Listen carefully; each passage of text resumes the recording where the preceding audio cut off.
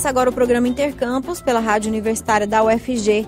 Eu sou Isaura Carrijo e você pode nos ouvir pelo rádio nos 870 AM, pela internet no site radio.ufg.br e também pelo aplicativo Minha UFG. A Galeria da Faculdade de Artes Visuais da UFG abre a programação de atividades de 2019 com a exposição Monumentos Esvaziados, do artista Joardo Filho. A exposição foi contemplada no programa anual de exposições da Galeria da FAV e pode ser visitada até o dia 26 de abril. No dia 17 de abril, acontecerá um bate-papo com o artista, seguido de uma oficina. O atual trabalho de Joardo Filho trata, sobretudo, do esvaziamento de monumentos na atualidade, abordando a crise dos significados originais desses marcos que agora são atacados como expressões autoritárias de discursos dominantes. O horário de visitação é das 8 da manhã ao meio-dia e de 1 às 5 da tarde. A Galeria da FAV fica no campus Samambaia da UFG. Ouça o Intercampus também pela internet no site da Rádio Universitária ou pelo aplicativo Minha UFG.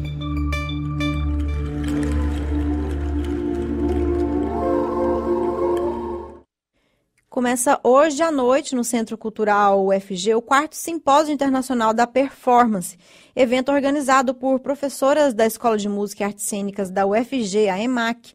Com apresentações de músicos de renome nacional e internacional, os recitais têm entrada franca e acontecem até o próximo domingo, dia 14 de abril.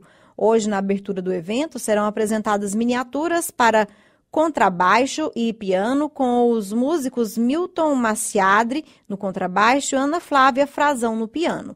E para nos contar mais sobre o simpósio e os recitais que serão apresentados, eu conversei com a professora Giovana Carneiro da EMAC UFG. Vamos ouvir. Olá, professora Giovana, obrigada por aceitar nosso convite. Olá, é um prazer falar com você e com todos os ouvintes. Prazer é nosso, professora. Então, o Centro Cultural da UFG vai sediar o 4º Simpósio Internacional da Performance, né? O que é esse simpósio e qual que é o objetivo dele, professora? Olha, o simpósio tem a vontade, a intenção de levar a música de concertos para cada vez mais pessoas. Nós já tínhamos vários eventos dentro da universidade, no Campus 2.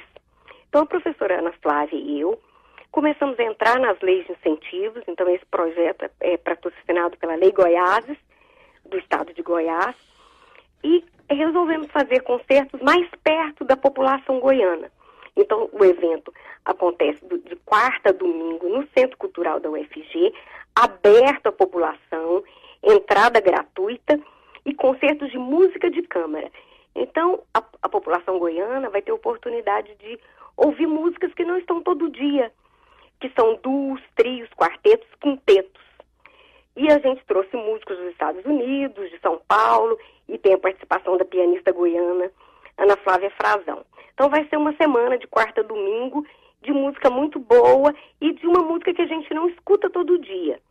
Sim. Um outro fator que contribui para essa disseminação da música é que a gente faz umas palestras antes dos concertos, atingindo principalmente os alunos da UFG, explicando o que eles vão ouvir. E isso tem trazido muitos alunos para assistir cada vez mais concertos. Nós já damos essas aulas há mais de 10 anos e isso tem contribuído para o público ir crescendo a procura da música de concerto. Certo. Fala então, professor, um pouco a respeito da programação, né? O que o público vai poder apreciar? Bom, eles vão ouvir músicas desse repertório mais clássico, mas vão ouvir Piazzolla, vão ouvir Mozart, vão ouvir Frank Martin, e são músicos que vêm, o Carmo de los Santos, que vem dos Estados Unidos, o Davi Graton, que vem de São Paulo, um outro David, que vem da Geórgia, o Gabriel Marim, que vem de Campinas, o Milton Maciadra, que também vem dos Estados Unidos, e a prata da casa, Ana Flávia Frazão, que é da nossa UFG. Uhum. Esses 6 músicos vão estar no palco quarta e quinta à noite, sábado e domingo de manhã, fazendo esse repertório que não é todo dia que a gente escuta, que são trios, quartetos, quintetos de Dvorak, Quem for lá vai escutar muita música boa. E, em geral, qual é o público que aparece nesses eventos que vocês promovem, professora? É mais adulto, é jovem? Tem um perfil? Tem muito jovem e tem adultos. Como a gente já promove esses concertos há mais de 10 anos, a gente já fez no SESC e já tem um tempo que a gente está no Centro Cultural UFG, as pessoas já sabem da programação. Esse é o 4º simpósio, o primeiro aconteceu em 2012. Eles acontecem de 2 em 2 anos. Nós não conseguimos fazer no final do ano passado, porque estávamos esperando o recurso, então fizemos agora no começo do ano. Mas ele acontecia nos anos pares. E as pessoas já sabem, ele já está marcado no calendário. As pessoas, quando vai ser o simpósio, quando vai ser o simpósio? Porque ele é um pouco diferente do nosso festival. Porque o festival a gente tem aulas e recital. O simpósio da performance, ele é focado na performance. Os professores vêm para tocar. Então, quarta, quinta, sábado e domingo vão haver recitais. Não tem masterclass, eles ensaiam à tarde, tocam à noite. Ensaiam na sexta e sábado e domingo, concerto. Pois é, o Simpósio Internacional da Performance, né, já está em sua 4ª edição. Na sua opinião, professor, o interesse do público goianiense pela música de concerto tem aumentado? Tem aumentado muito. Nós, hoje, quando vamos divulgar, a gente fala, a entrada é franca, estão todos convidados, mas sujeita à lotação. Porque, por incrível que pareça, muitas vezes, muitas pessoas voltam para casa sem entrar. Porque o espaço não está comportando todas as pessoas que querem assistir. A gente fica triste das pessoas voltarem para casa, mas também ficamos felizes. Porque quando nós começamos, nós não tínhamos a casa cheia e hoje temos a casa superlotada. E quando se fala em casa superlotada, a gente pensa em quantas pessoas, mais ou menos? Ele cabe 280 pessoas dentro do Centro Cultural. Sim, é muita gente, né, professora? Para assistir música de concerto é um público considerável. Com certeza. Bom, para a gente encerrar, vamos então convidar nosso ouvinte para ir ao Centro Cultural da UFG. Isso.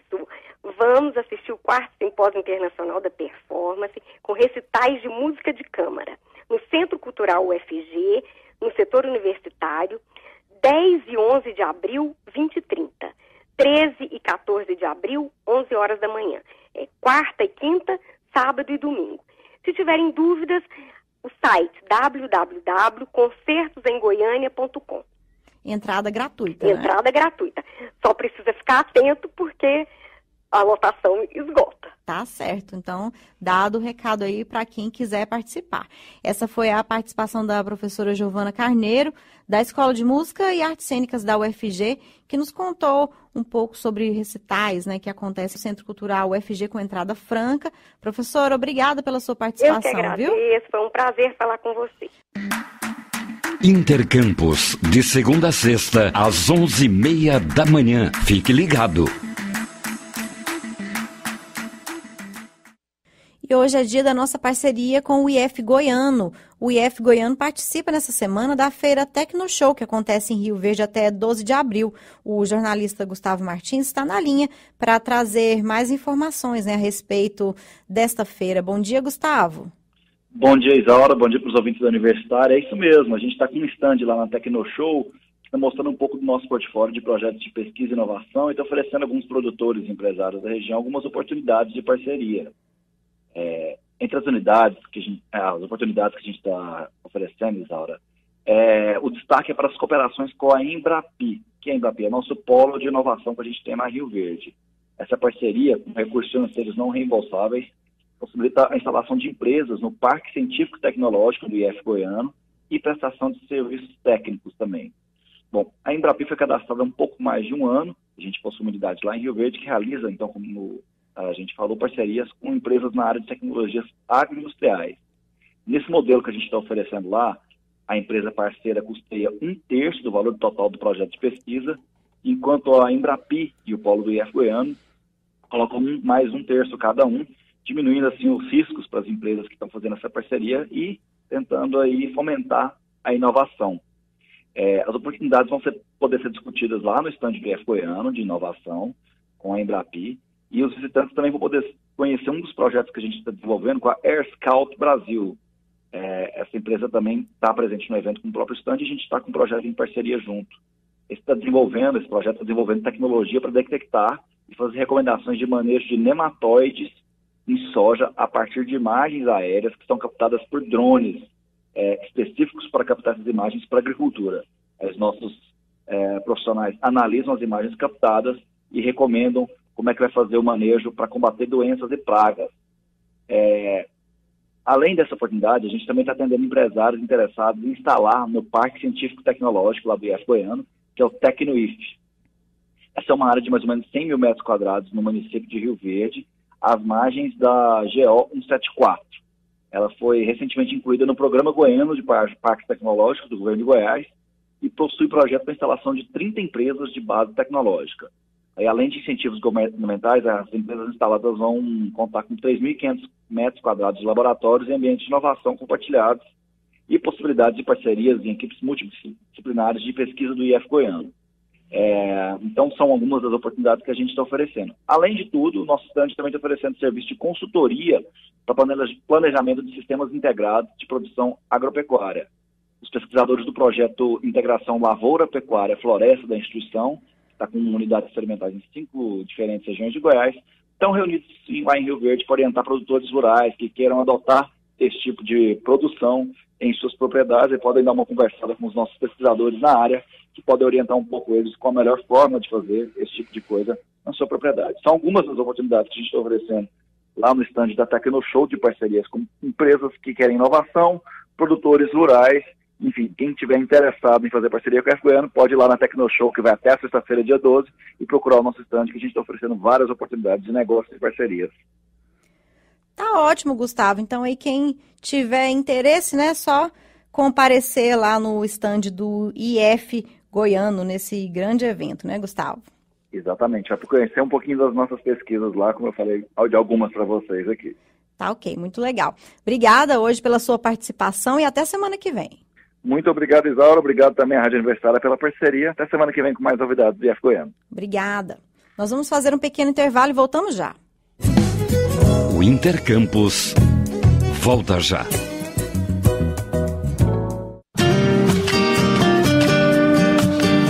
Os hits nacionais e internacionais têm espaço nas tardes da Universitária. Música e Movimento, agora em novo horário, de segunda a sexta, 13h.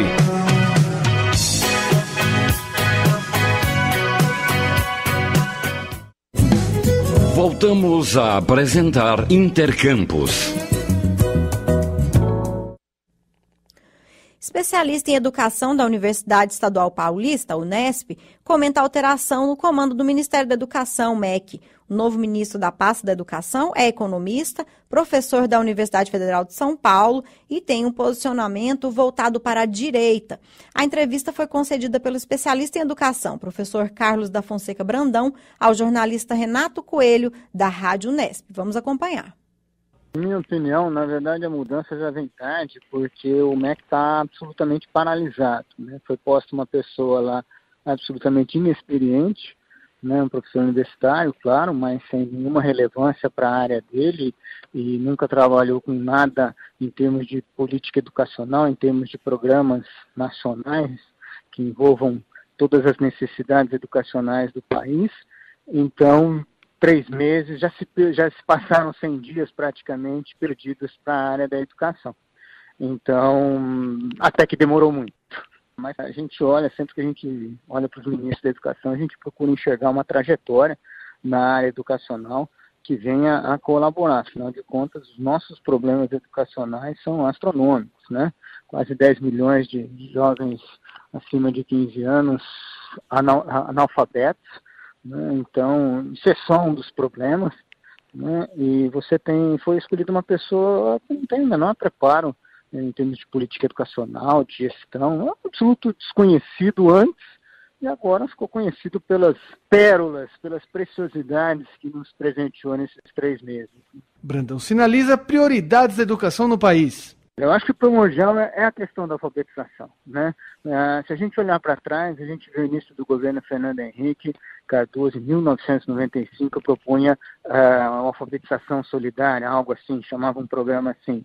Quando entra o governo Lula, propõe o Brasil alfabetizado. Ainda que a gente possa discutir metodologias, formatos, alcance, financiamento, né? Ambos os grupos que ficaram no poder tinham um projeto de educação, né? Os seus partidos principais tinham um grupo de pessoas que sempre pensaram e continuam pensando a educação como projeto, como área fundamental do país, como projeto de nação, e nós não encontramos isso agora. Então, o problema fundamental, né, é como se diz, né, esse país vai virar uma Cuba? Não, para virar a Cuba ainda precisa alfabetizar 10 milhões de pessoas, para empatar com Cuba, né? Então, na minha opinião, em termos da área da educação, esse é o principal problema, né? Nós nunca seremos um país desenvolvido com tanta gente, né, analfabeta. Agora, a escolha nova, né, voltando um pouquinho ainda com relação à equipe que estava, o problema não é só o ministro, né? O ministro se cercou de pessoas também inexperientes, desorientando, alunos que nunca passaram por um cargo de tamanho envergadura, se a gente pensar em projeto de nação. O professor também comenta sobre o novo ministro. Agora, a nova escolha é mais do mesmo, né? Isso os jornalistas já estão dizendo desde ontem.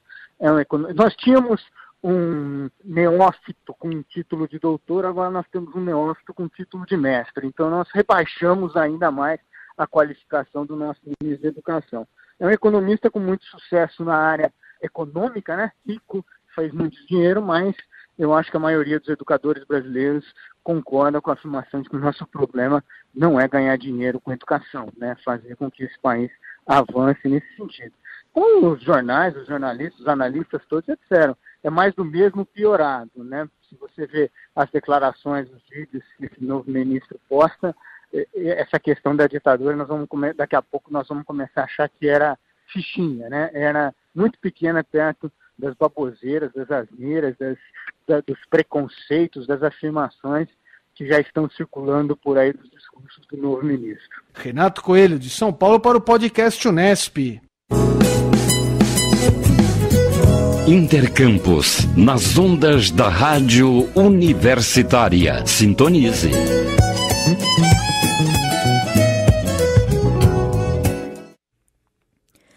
E nesta quarta-feira nós temos a participação aqui no Intercampus do reitor da UFG, professor Edivar Madureira Brasil.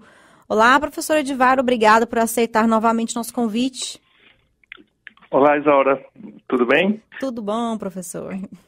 Então, nós acabamos de ouvir, né, um professor da Unesp que fez uma análise da movimentação no Ministério da Educação com a troca do ministro, né, e as prioridades que a educação brasileira deve seguir. No caso das universidades federais, como que os reitores estão enxergando o que vem acontecendo no MEC?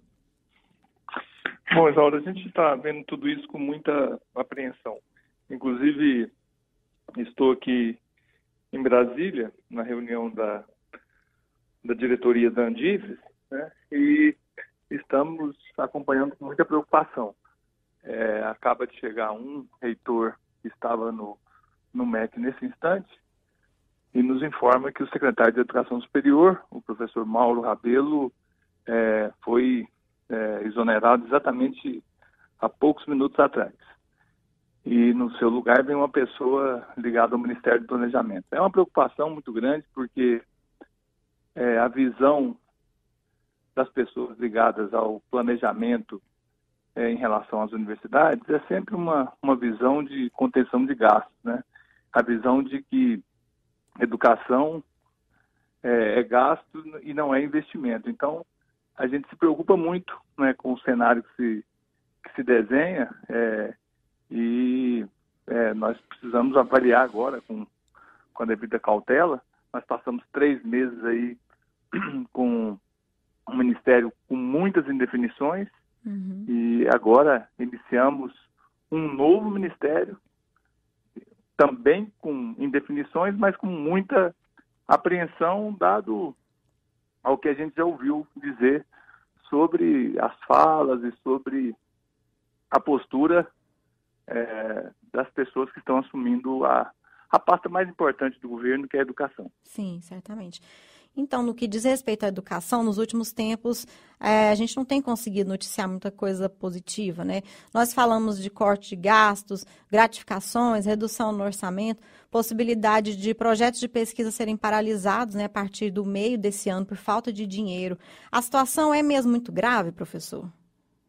É grave, né? As notícias que vêm do CNPq, que vêm do próprio Ministério da Ciência e Tecnologia, do Ministério da Educação, são notícias de retenção e de contingenciamento de um orçamento que já era insuficiente. Então, a partir de um orçamento insuficiente, a gente ainda tem anúncio de contingenciamento. Nós estamos entrando numa situação muito delicada, muito perigosa, do ponto de vista da universidade pública e da educação brasileira como um todo.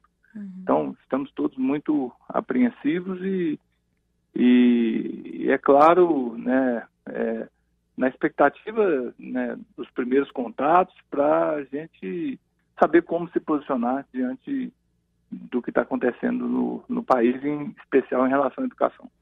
Então, no caso da pesquisa científica, né, professor, se os recursos destinados a esse setor não forem revistos aí nesses próximos meses, os prejuízos podem ser muito grandes? Incalculáveis, né? Porque pesquisas que estão em andamento não admitem interrupção, né? São experimentos, ensaios que estão ou no campo ou nos laboratórios, né?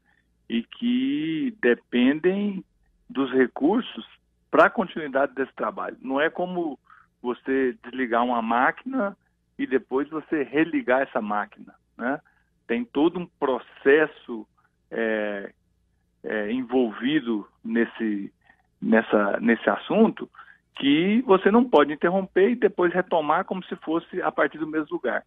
Em algumas áreas isso é até possível, mas na maioria das áreas isso não é possível. Então, os prejuízos são incalculáveis, né? Os prejuízos na formação de pessoas, no desenvolvimento do país, né? No desenvolvimento da sociedade, são incalculáveis. Quantas soluções para o nosso dia a dia vêm das pesquisas realizadas nas universidades, né?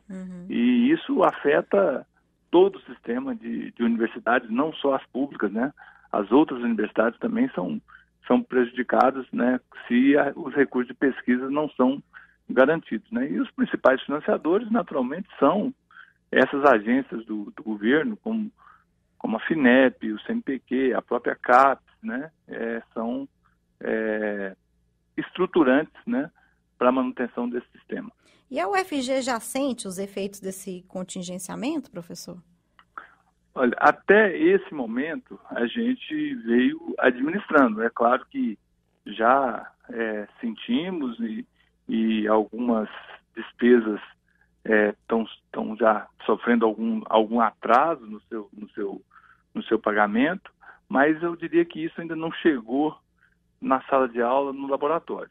Mas para chegar falta muito pouco, né? Falta pouco se as sinalizações que a gente percebe, elas se confirmarem, isso chega rapidamente, né?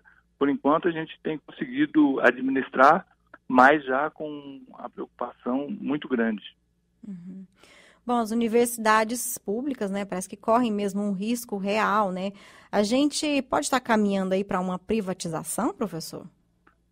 Eu espero que não, né? Seria uma atitude muito inconsequente, porque o conhecimento produzido no Brasil, ele preponderantemente sendo produzido no âmbito das instituições públicas, com ênfase muito grande para as universidades federais, né? E também, né, um contingente de estudantes, né, que com um perfil socioeconômico muito delicado, né, que depende dessa estrutura de universidades públicas para continuar frequentando, né, se formando e sonhando com uma vida melhor. Então, eu não acredito que estejamos nesse processo. É claro que agora a gente precisa ter a devida cautela, não criar falsos alarmes, iniciar um diálogo, né? Já estamos solicitando audiência com o novo ministro aqui, a diretoria da Andifes já está solicitando audiência com o novo ministro, para que a gente possa, então, começar a pensar nas estratégias que a gente vai utilizar diante desse quadro que se anuncia, né? Então, acho que nesse momento a primeira palavra é de cautela, é de buscar o diálogo, é de mostrar né? Como a gente fez com o ministro anterior, o que se constitui esse conjunto de universidade, o patrimônio que se tem na mão, e para depois a gente, a partir de um cenário mais configurado, a gente pensar em formas de enfrentamento. Tá ok, professor Edivar, muito obrigada mais uma vez pela sua participação aqui no Intercampus e até uma próxima. Até a próxima, eu que agradeço pela oportunidade. Obrigada.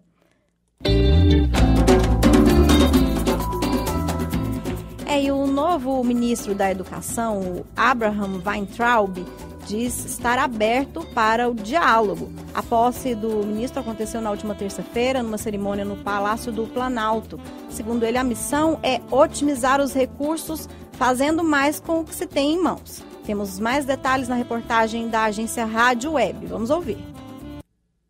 O novo ministro da Educação, Abraham Weintraub, foi empossado no cargo nesta terça-feira, em cerimônia no Palácio do Planalto. Ele assume no lugar do colombiano Ricardo Vélez Rodrigues, que foi o segundo ministro a sair do governo de Jair Bolsonaro, que tem menos de 100 dias de gestão. No discurso de posse, Weintraub afirmou que a missão é otimizar os recursos, fazendo mais com o que se tem à disposição. O novo ministro rechaçou as falas da oposição sobre seu temperamento e posições partidárias. Lembrou que não tem filiação, mas predileções. Weintraub garantiu ainda que fará uma gestão aberta ao diálogo com aqueles que respeitam as leis. O objetivo é acalmar os ânimos, colocar a bola no chão, pôr para rodar republicanamente, respeitando diferentes opiniões. Tem gente que fala que eu sou muito radical. Eu não sou radical. Eu sou aberto ao diálogo. O que você não pode é descumprir a lei. Você não pode pregar a violência e esperar a tolerância. Enquanto você não ameaçar a vida ou a integridade física de alguém, eu estou sempre aberto ao diálogo. Agora, dentro desse diálogo tem que haver civilidade, concordância. Estamos abertos, vamos conversar, vamos conduzir a entregar o resultado que foi prometido.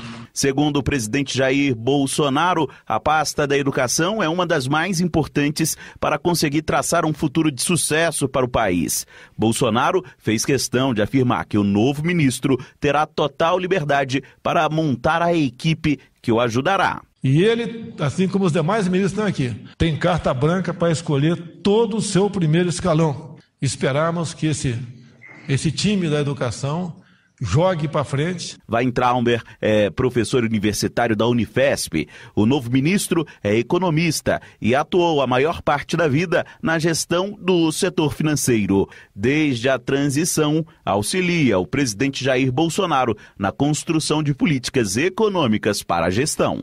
Agência Rádio Web, de Brasília, Yuri Hudson. Com essa informação, a gente encerra o Intercampus de hoje. Os trabalhos técnicos foram de Jorge Barbosa. A todos, obrigada pela audiência e até amanhã.